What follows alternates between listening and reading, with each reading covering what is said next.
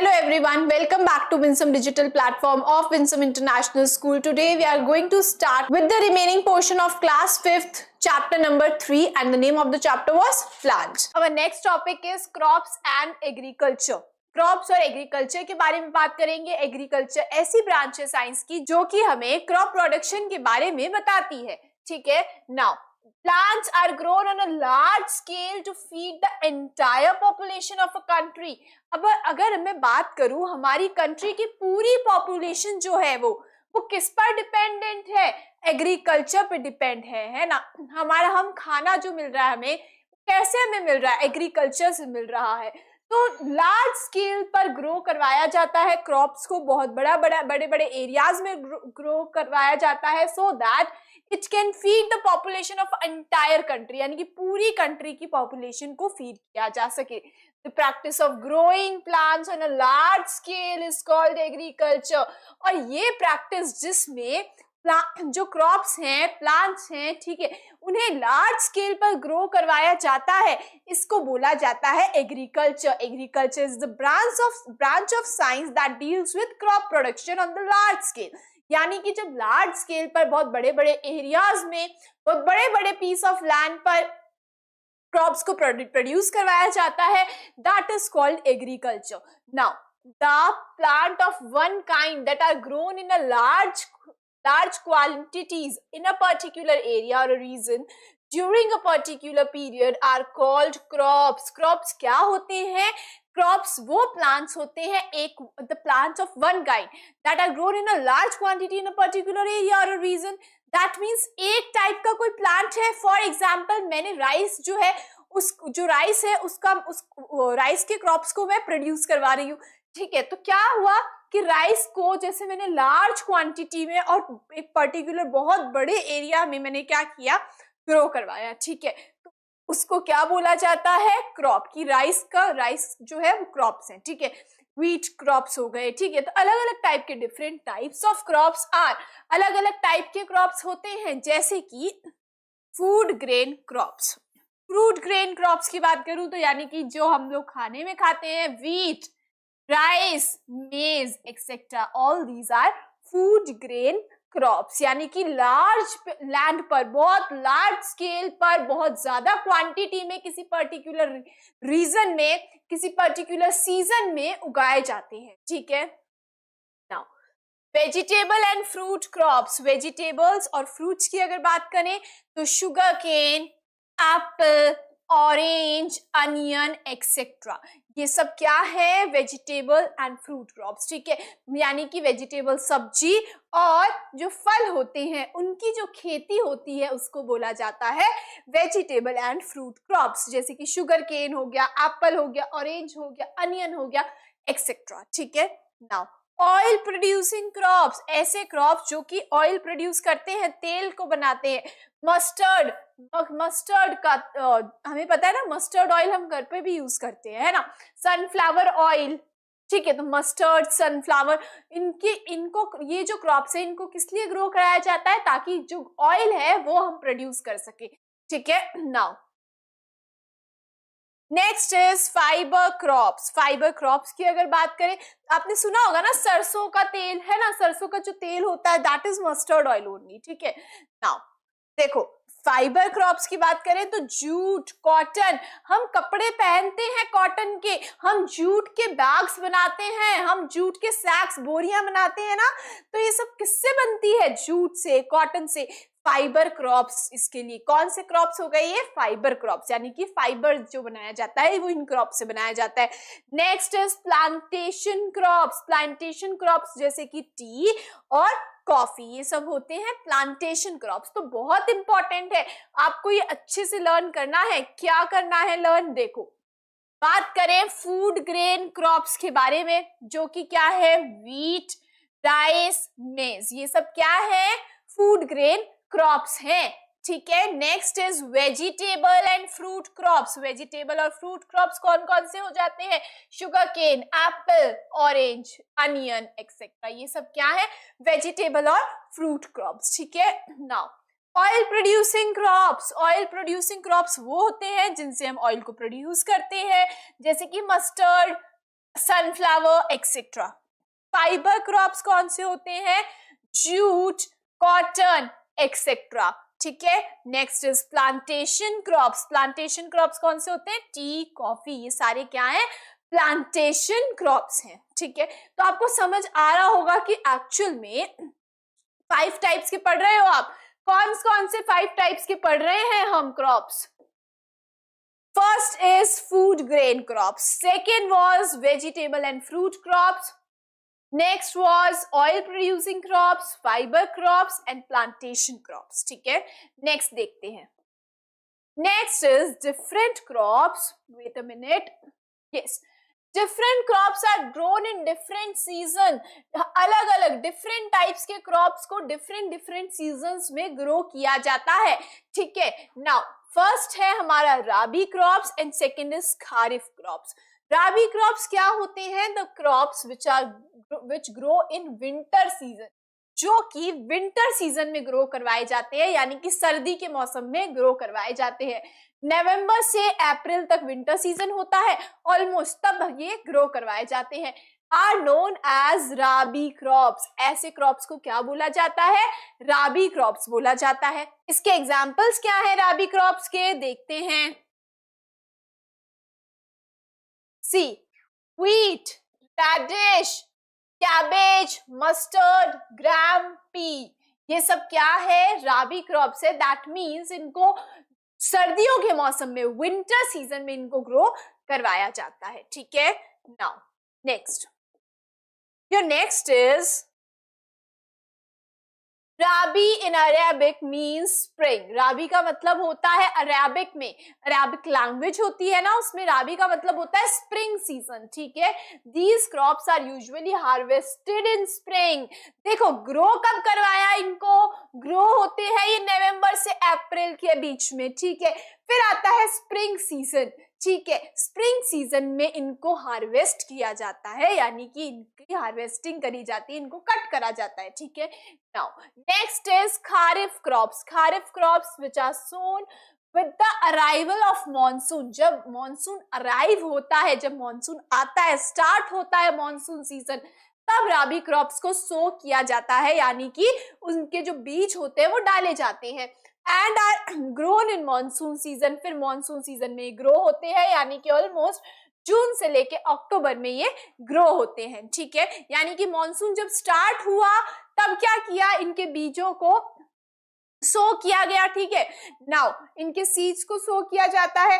फिर जब almost grow कब से कब तक होते हैं? जून से अक्टूबर तक ग्रो होते हैं। इनको बोला जाता है खारिफ क्रॉप्स। क्या बोला जाता है?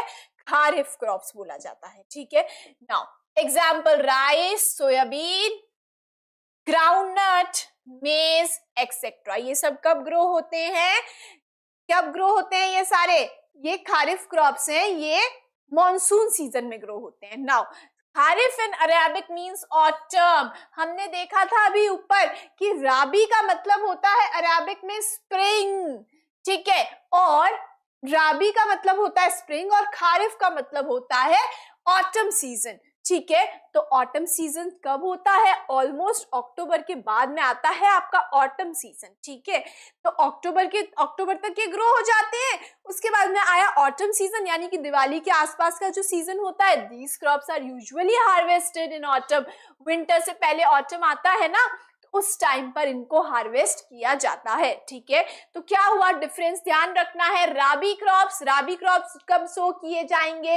विंटर सीजन में। ठीक है, विंटर सीजन में ग्रो कराए जाते हैं, यानी कि नवंबर से अप्रैल तक। फिर इन्हें स्प्रिंग सीजन में इनको हार्वेस्ट किया जाता है। ठीक है, इनका एग्जाम्पल्स क्या क्या है? व्हीट, रेडिश, कैबेज, मस्टर्ड, ग्राम, पी। ठीक है, नाउ खारिफ क्रॉप्स की बात करें तो खारिफ क्रॉप्स को सो किया जाता है मॉनसून जब अराइव होता है तब। फिर जून से लेके अक्टूबर तक ये ग्रो होते हैं और ऑटम सीजन में इनको हार्वेस्ट किया जाता है। ठीक है, एग्जाम्पल क्या क्या है? Rice, soybean, groundnut, maize etcetera. Now you can see the picture here. Wait a minute, मैं इसको थोड़ा सा ऊपर कर लेती हूँ।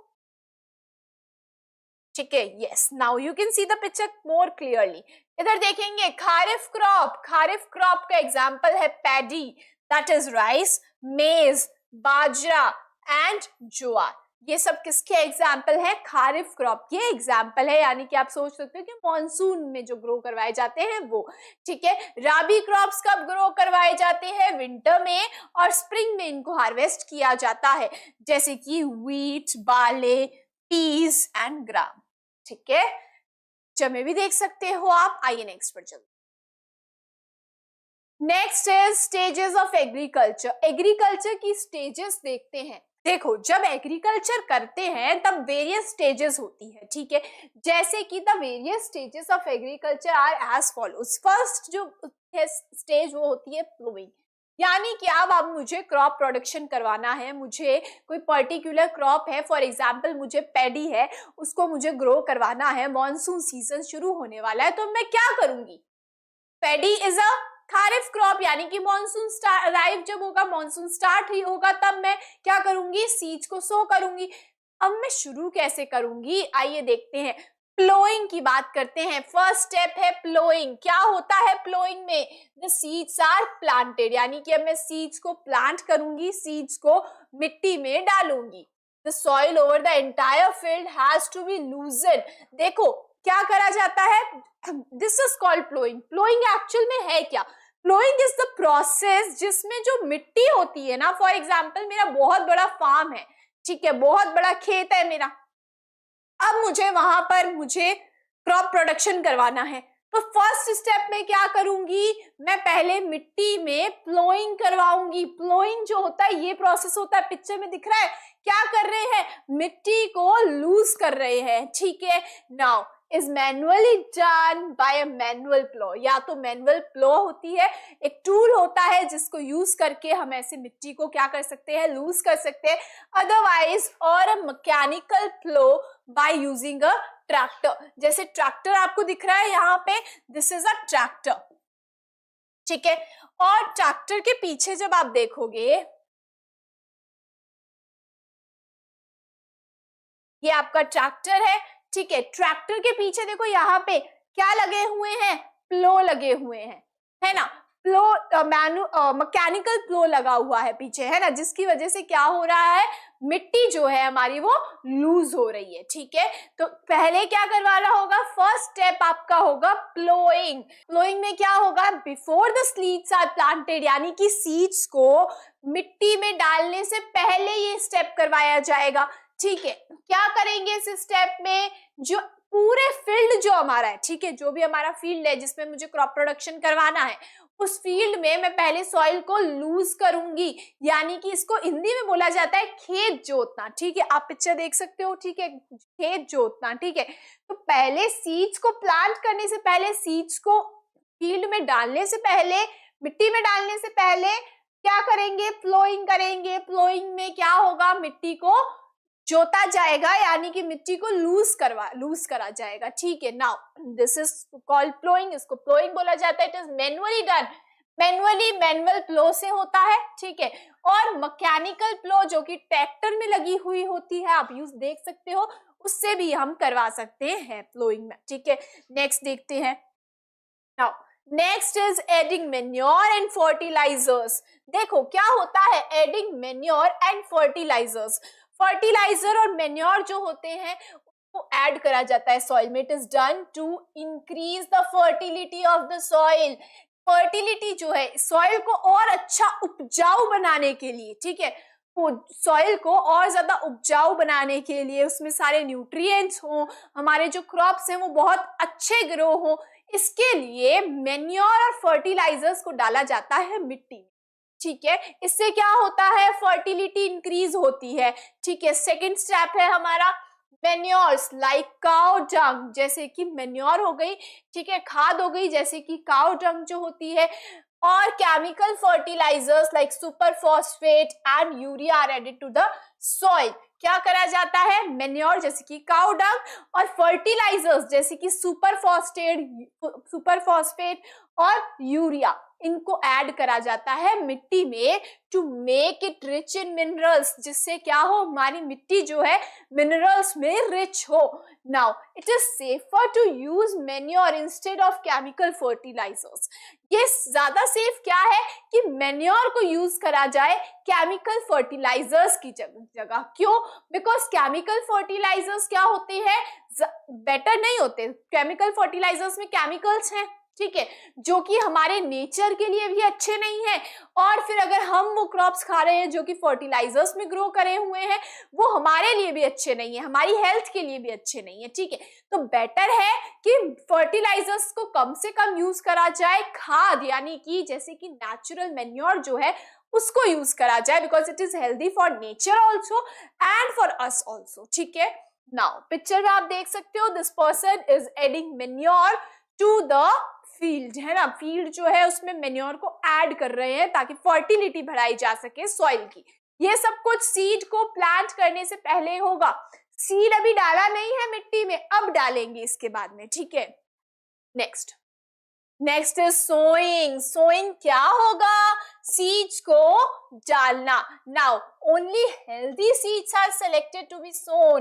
देखो अब सीड्स जो है वो कुछ हेल्दी होते हैं और कुछ इतने हेल्दी नहीं होते, अनहेल्दी होते हैं, ठीक है। तो क्या होगा, हेल्दी सीड्स जो है उनको सेलेक्ट किया जाता है कि कौन से अच्छी क्वालिटी के सीड है, ठीक है। तो सीड्स को सेलेक्ट करा जाता है टू ग्रो हेल्दी प्लांट्स, ताकि हेल्दी प्लांट्स को ग्रो करवाया जा सके, ठीक है। तो हेल्दी सीड्स जो है सिर्फ वही जो है डाले जाते हैं, सो करवाए जाते हैं, उनको सेलेक्ट किया जाता है हेल्दी सीड्स को।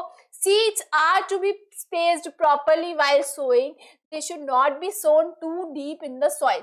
अब जब सीड्स को सो कर रहे हैं ना, मिट्टी में जब डाल रहे हैं, तब ऐसा नहीं होना चाहिए कि बहुत डीप पे डाल दिया हमने मिट्टी में, बहुत ज्यादा अंदर डीप में डाल दिया, ठीक है, या फिर हमने बहुत ज्यादा पास सीड्स को डाल दिया, जैसे है ना। तो प्रॉपर स्पेस होना चाहिए सीड्स के बीच में, और ना ज्यादा मिट्टी में डीप हमें डालना है सीड्स को, ठीक है। Now sowing can be done by hands और यूजिंग अ सीड ड्रिल। दो तरीके से कर सकते हैं हम सोइंग, या तो हम हाथों से डाल लें सीड्स को जैसे कि पिक्चर में आपको दिख रहा है, या फिर हम सीड ड्रिल को यूज कर ले, ठीक है। Seed drill is a machine जिससे क्या होता है, सीड्स को डाला जाता है मिट्टी में, ठीक है। Now next is irrigation. Irrigation भी बहुत इंपॉर्टेंट है। देखो when seeds are sown new plants start growing. अब सीड्स हमने डाल दिए मिट्टी में, तो अब न्यू प्लांट्स ग्रो होने शुरू हो जाएंगे। The fields have to be irrigated properly.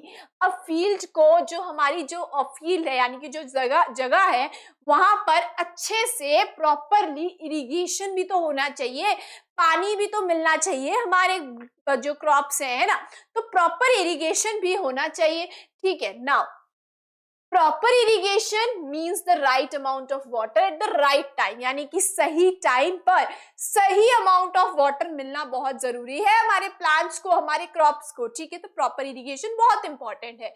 Water for irrigation can be delivered to the field by irrigation canals, tube wells, pumps operated by electricity, petrol और diesel। अब देखो अलग अलग तरीके से इरिगेशन करवाया जा सकता है, अलग अलग तरीके से जो है हम करवा सकते हैं, जैसे कि इरिगेशन कैनाल्स, ठीक है। इरिगेशन कैनाल्स बनाई जाती है जिससे क्रॉप्स को टाइमली अच्छे से राइट अमाउंट ऑफ वाटर मिलता रहे। ट्यूब वेल्स जो है, ट्यूब वेल्स से हम करवा सकते हैं, पंप से हम करवा सकते हैं, ठीक है। नाउ अब जो पंप्स होते हैं वो किससे ऑपरेट होते हैं, पंप्स चलते हैं इलेक्ट्रिसिटी, पेट्रोल या डीजल से, ठीक है। इस पंप्स जो ऑपरेट करते हैं, पंप जो होता है वो या तो इलेक्ट्रिसिटी से चलेगा या पेट्रोल से चलेगा या डीजल से चलेगा। पिक्चर में आप देख सकते हो इरिगेशन ही तो हो रहा है ना, इरिगेशन की पिक्चर दी हुई है आपको, ठीक है। Now Next is your Olympiad bite. Modern methods of irrigation involve sprinkler system. आजकल मॉडर्न मेथड्स यूज होते हैं जैसे कि sprinkler system and drip irrigation. ठीक है। स्प्रिंकलर सिस्टम और ड्रिप इरिगेशन जो है वो मॉडर्न मेथड्स है इरिगेशन के लिए। अब देखो, drip technique has been developed keeping in mind the shortage of water resources in some places. अब कुछ जगह पर पानी की शॉर्टेज होती है, तो कहाँ से इतने सारे क्रॉप्स को हम पानी दें, है ना। तो उसको माइंड में रखकर क्या करा गया है, ड्रिप टेक्निक निकाली गई है। ड्रिप इरिगेशन में क्या होता है, this system consist of pipes and tubes which supply water to the plants drop by drop. क्या होता है इस सिस्टम में, इस सिस्टम में पाइप्स और ट्यूब्स लगाए जाते हैं, ठीक है, जिससे पानी जो है वो ड्रॉप बाय ड्रॉप यानी बूंद बूंद पानी जाता है क्रॉप्स तक, ठीक है। थस मिनिमाइज द वेस्टेज, इससे क्या होता है, कोई वेस्टेज नहीं होती है। जितना आप पिक्चर में देख सकते हो, है ना, पाइप्स को लगाया गया है बीच में, देख सकते हैं पिक्चर में, ये देखो ये रहे, है ना, यहाँ पे हमारे क्रॉप्स हैं बीच में, ठीक है, और दोनों साइड में क्या है, पाइप्स है ना। और इन पाइप्स में क्या होता है, छोटे छोटे होल्स करे हुए होते हैं और जिससे पानी जो है वो ड्रॉप बाय ड्रॉप जाता है, ठीक है। अब इससे क्या होगा, पानी का वेस्टेज भी नहीं होगा, ठीक है, और प्रॉपर जितना पानी चाहिए हमारे क्रॉप्स को उतना पानी जो है क्रॉप्स को मिल भी जाएगा, ठीक है। तो ड्रिप इरिगेशन और स्प्रिंकलर सिस्टम जो होता है, sprinkler system, this was in sprinkler system, देखो बीच में देख सकते हो स्प्रिंकलर सिस्टम, ये है स्प्रिंकलर सिस्टम, ठीक है।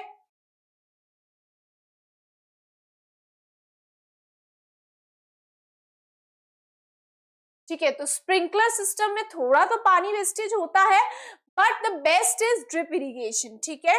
लेकिन ये मॉडर्न मेथड्स हैं, ठीक है, आजकल मॉडर्न मेथड्स हैं दोनों, स्प्रिंकलर सिस्टम भी और ड्रिप इरिगेशन भी, बट वो बेस्ट क्या है, ड्रिप इरिगेशन, ताकि पानी का वेस्टेज भी नहीं होता और प्रॉपर सप्लाई भी हो जाता है पानी क्रॉप्स को, ठीक है। Next, now protecting the crops. अब क्रॉप्स को प्रोटेक्ट करना भी तो जरूरी है ताकि हमारी जो क्रॉप्स है वो खराब ना हो जाए, ठीक है। Now crops have to be protected from grazing animals. Grazing animals कौन से होते हैं, चरने वाले जो जानवर होते हैं ना, उनसे प्रोटेक्ट करना बहुत जरूरी है। अगर वो पहुंच जाएंगे हमारे क्रॉप्स तक तो वो क्या कर लेंगे, उन क्रॉप्स को खा जाते हैं, ठीक है। बाय फेंसिंग और सम अदर मीन्स, इसके लिए क्या करवाया जाता है, जो फील्ड होता है उसके चारों तरफ फेंसिंग करवाई जाती है, तारबंदी करवाई जाती है, ठीक है, जिससे जो ग्रेजिंग एनिमल्स हैं जैसे कि काउज, बहरा, ये सब क्या, काउज, गोट, ये सब अंदर ना एंटर हो पाए हमारे फील्ड में, ठीक है। चारों तरफ तारबंदी, फेंसिंग जैसे बोला जाता है, ठीक है। Now insecticides and pesticides are sprayed to protect the crops from insects like locusts, caterpillars, grasshoppers, etc. First chapter में कुछ याद आया, लोकस्ट के बारे में पढ़ा था, माइग्रेशन करती है, क्रॉप्स को डैमेज करती है, याद आया, है ना। तो ये सब कुछ, ये ऐसे इंसेक्ट्स होते हैं जैसे कि लोकस्ट, कैटरपिलर एंड ग्रासहोपर्स, ये अगर हमारे क्रॉप्स तक पहुंच जाते हैं तो ये क्रॉप्स को खराब कर देते हैं, डिस्ट्रॉय कर देते हैं। तो इनसे बचाने के लिए इंसेक्टिसाइड्स और पेस्टिसाइड्स केमिकल्स होते हैं जो कि ऐसे इंसेक्ट्स और पेस्ट को क्या कर देते हैं, दूर रखते हैं ना। इंसेक्टिसाइड्स और पेस्टिसाइड्स अगर स्प्रे करे हुए होंगे हमारे क्रॉप्स पर तो ऐसे इंसेक्ट्स क्रॉप्स तक आएंगे ही नहीं, ठीक है। तो ऐसे इंसेक्टिसाइड्स और पेस्टिसाइड्स को स्प्रे करवाया जाता है।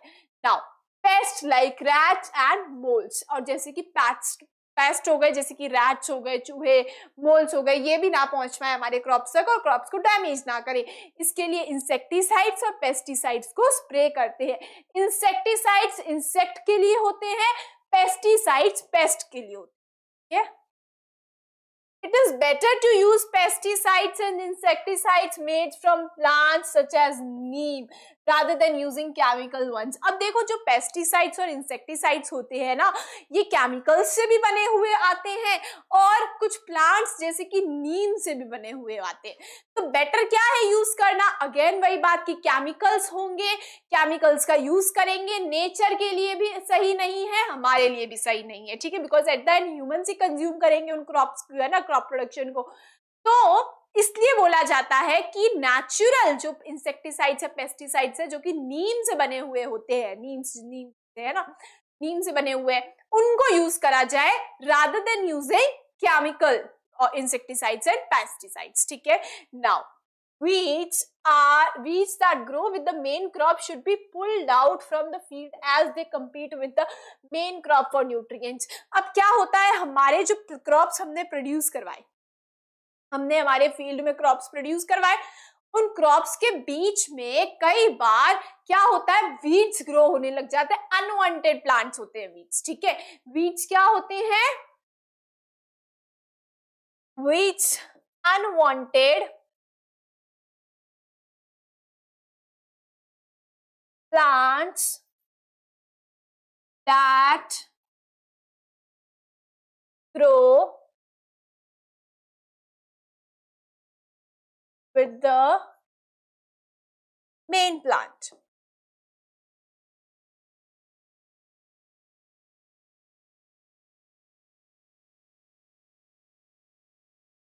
ठीक है, अब क्या होता है, देखो कि हमारे जो वीड्स होते हैं, ठीक है, वीड्स होते हैं कुछ अनवांटेड प्लांट्स जो कि हमारे मेन क्रॉप्स के साथ ग्रो होने लग जाते हैं.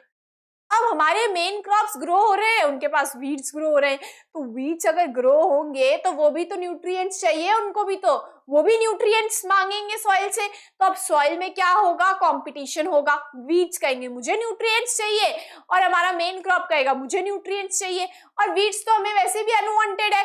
तो जरूरी है कि टाइम टू टाइम उन वीड्स को रिमूव किया जाए, पुल आउट यानी खींच के बाहर निकाल दिया जाए सॉइल से, ताकि वो हमारे मेन क्रॉप के साथ कंपटीशन ना करे न्यूट्रिएंट्स के लिए. ठीक है, वरना क्या होगा, कंपटीशन होगा दोनों में कि भाई है ना, और दोनों न्यूट्रिएंट्स लेंगे और हमें नहीं चाहिए. वीड्स क्यों ले न्यूट्रिएंट्स, जब वीड्स अनवांटेड है, हमें हमारे कोई काम का ही नहीं है, तो हम वीड्स को क्यों रखेंगे. तो वीड्स को पुल आउट करना जरूरी है टाइम टू टाइम, ताकि वो हमारे मेन क्रॉप के साथ कंपीट ना करे न्यूट्रिएंट्स के लिए. ठीक है, now Farmers also use scarecrows in their fields to protect their crops from birds. अब birds से protect करने के लिए ना scarecrows भी लगाए जाते हैं. scarecrows ना आपने देखे होंगे कई बार, आपने अगर विजिट किया है कोई ऐसी फार्म वाली जगह पे, फार्मिंग वाली कोई जगह होती है ना, फार्म्स में अगर विजिट किया है, क्या होता है, बीजुका बनाए जाते हैं. scarecrows को हिंदी में बोलते हैं बीजुका. आपने कभी देखा भी होगा, ऐसे लकड़ी का एक वो स्टैचू बनाया जाता है, कैसे पुतला टाइप, उसके चारों तरफ ऐसे कपड़े बनाए जाते हैं, ऐसे लगता है दूर से कोई इंसान खड़ा है ना, ऐसा लगता है, ताकि क्या हो, बर्ड्स ना आए. ठीक है, तो स्केयर क्रोज लगाए जाते हैं ऐसी फार्मिंग वाली जगह पर, फील्ड में, ताकि बर्ड्स को लगे कि कोई ह्यूमन खड़ा है. ठीक है, जिसकी वजह से बर्ड्स जो है वो क्रॉप तक नहीं आते. ठीक है, तो स्केयर क्रोज वो होते हैं. Now you can see the picture, इसमें क्या हो रहा है, इंसेक्टिसाइड्स और पेस्टिसाइड्स को स्प्रे किया जा रहा है. वेट अ मिनट, है ना, इसके अंदर क्या होते हैं, ये जो पीछे टंगा रखा है ना, इसमें होते हैं insecticides.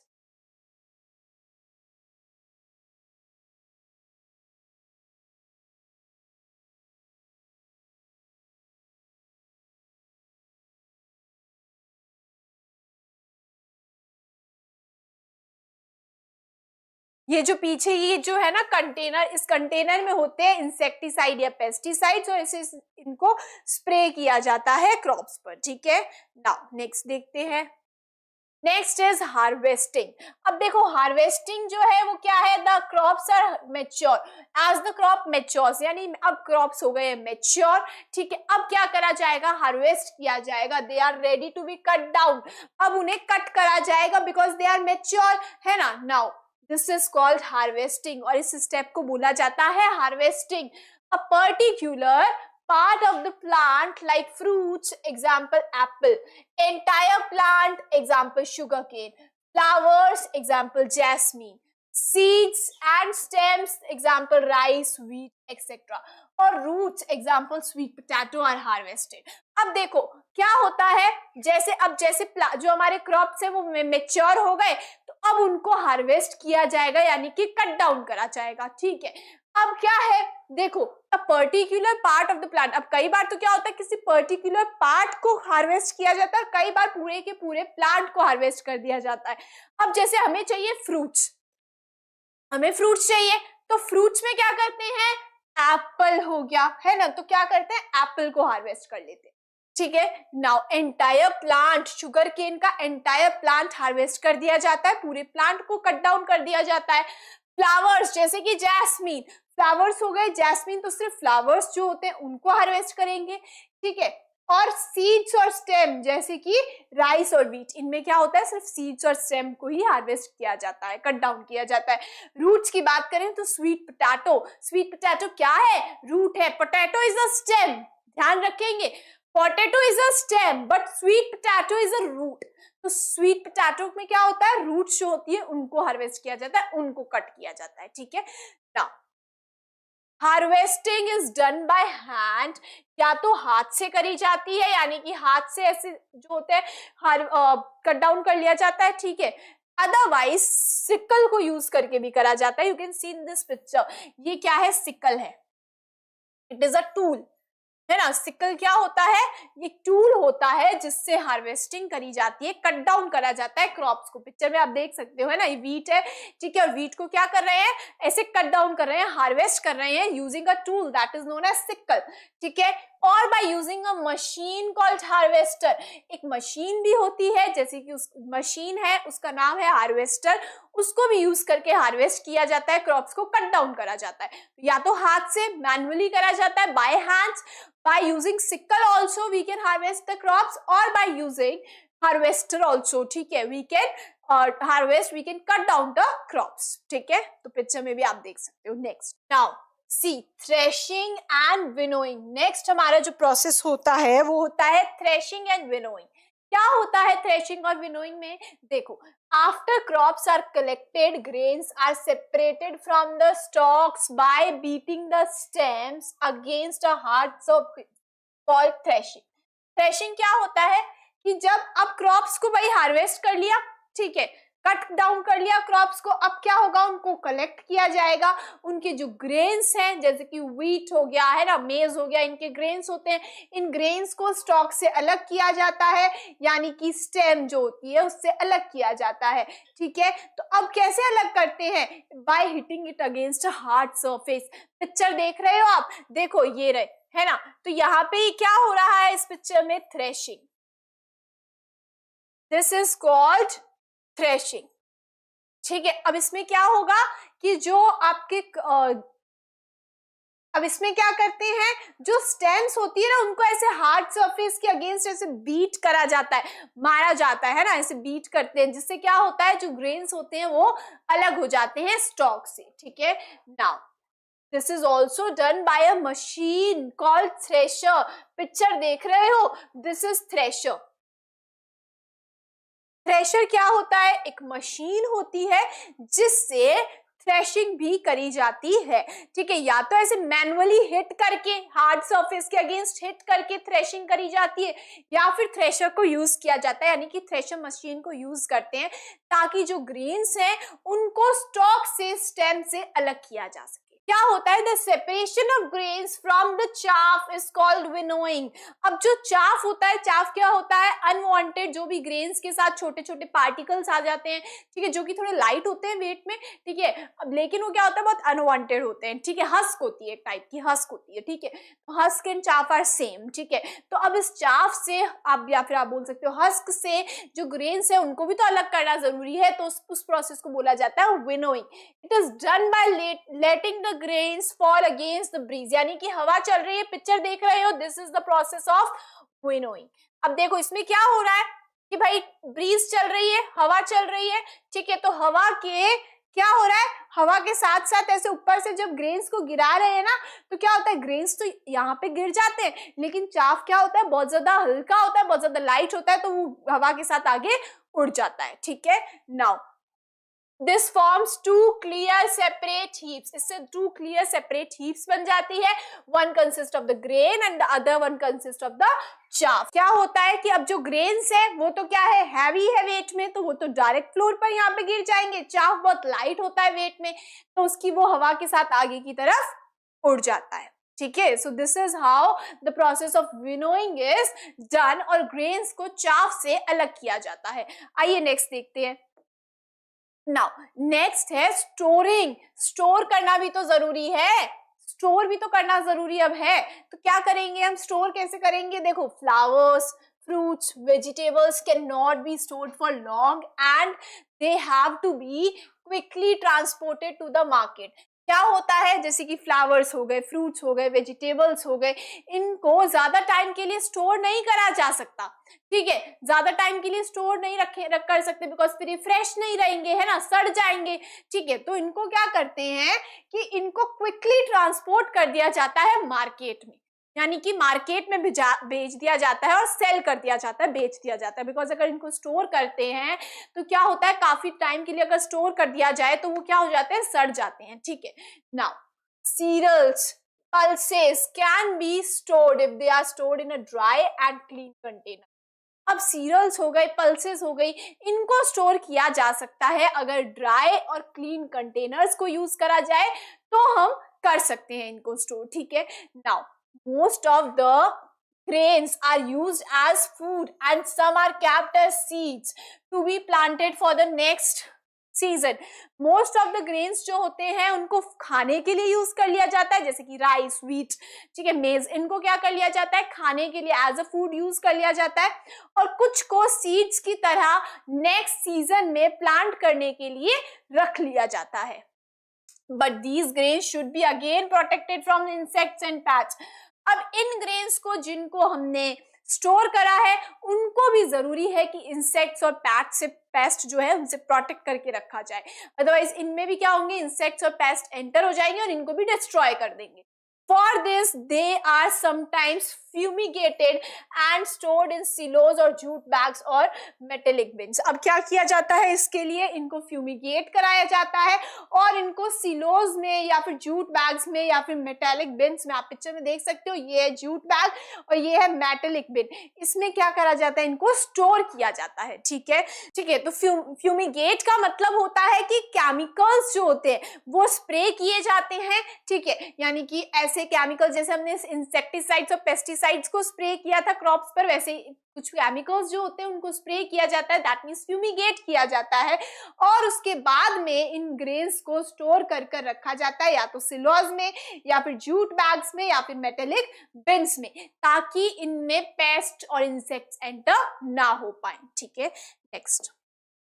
Next is your self test 3। आइए देखते हैं, select the odd one out on the basis of types of crops. देखो देखते हैं, बात करें मस्टर्ड की, मेज की, ग्राम की, पी की, ठीक है। तो यहाँ पे अगर देखोगे ना तो मस्टर्ड है rabi crop, maize is a kharif crop, gram is a rabi crop and pea is also a rabi crop, ठीक है। तो ऑड वन आउट कौन सा जा रहा है, बी, मेज, राइट। बी, मेज जो है वो आपका ऑड वन आउट जा रहा है, ठीक है। Now next is select the incorrect statement. गलत स्टेटमेंट सेलेक्ट करनी है। Seeds should be sown very deep in the soil. बहुत ज्यादा डीपली सीड्स को सोर करना चाहिए, नहीं, ज्यादा डीप नहीं करना है, पता है ना। नाउ तो this is incorrect. Now when seeds start germinate and change into seedling, the field needs to be water properly, absolutely correct. अब सीड्स जर्मिनेट होने शुरू होंगे और जब वो सीडलिंग में चेंज होने शुरू होंगे फिर इरिगेशन प्रॉपरली करना बहुत जरूरी होता है, यानी कि वाटर जो है बहुत प्रॉपरली टाइम टू टाइम देना जरूरी है क्रॉप्स को। Weeds are unwanted plants that compete with the main crops for nutrients। Yes, weeds क्या होते हैं, unwanted plants होते हैं जो कि मेन जो क्रॉप होता है उसके साथ कंपटीशन करते हैं न्यूट्रिएंट्स के लिए।